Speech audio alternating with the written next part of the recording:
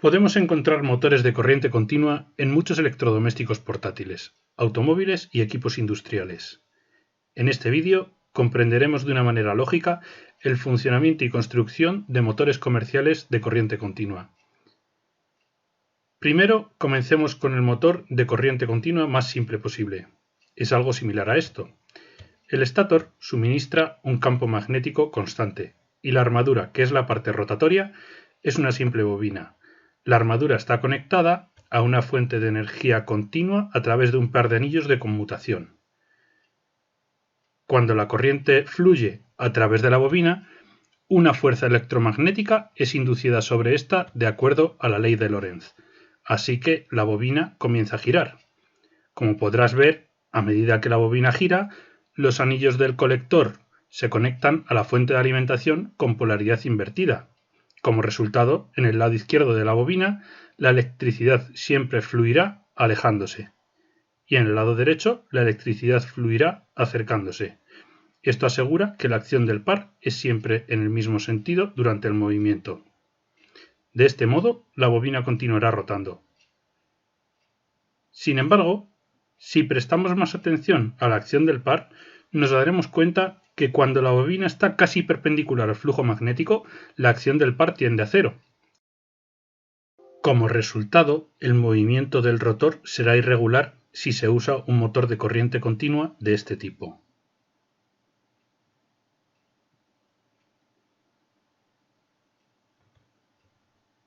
Este sería el truco para superar este problema: añadir una bobina más al rotor, con un par de polos adicionales para el mismo.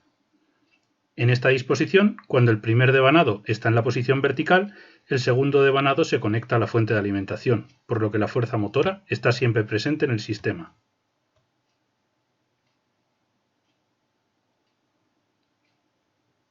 Además de ello, cuantos más devanados, más suave será la rotación del motor.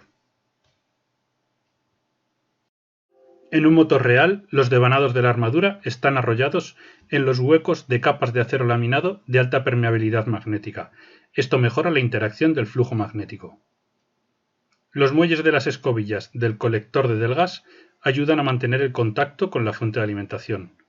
En motores muy pequeños de corriente continua se usan imanes permanentes. Lo más habitual es el empleo de un campo electromagnético. La bobina que genera el campo electromagnético se alimenta desde la misma fuente de alimentación de corriente continua. Las bobinas de campo se pueden conectar a los devanados del rotor de dos maneras diferentes, en paralelo o en serie. El resultado son dos tipos diferentes de construcciones de motor de corriente continua: el motor en derivación o shunt y el motor serie. El motor con bobinados en serie tiene un buen par de arranque, pero la velocidad se reduce drásticamente con la carga.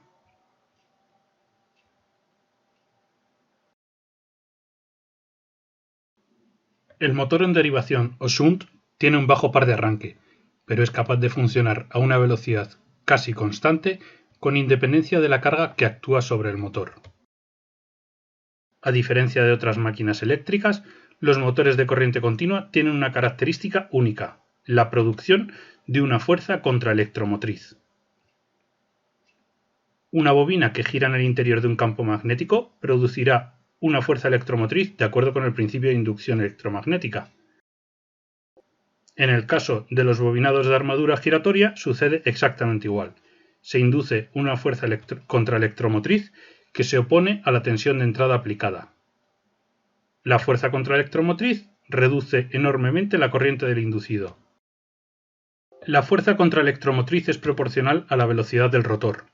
En el arranque del motor, la fuerza contraelectromotriz es demasiado baja, por lo tanto la corriente del inducido es demasiado alta, lo que provoca que el rotor se queme. Por lo tanto, en los motores de corriente continua de gran potencia es necesario un mecanismo de arranque adecuado que controle la tensión de entrada aplicada. Una variación interesante del motor de corriente continua es el motor universal, el cual es capaz de funcionar tanto con corriente continua como con corriente alterna. Si deseas saber más sobre el tema, por favor, abra el siguiente vídeo. Gracias.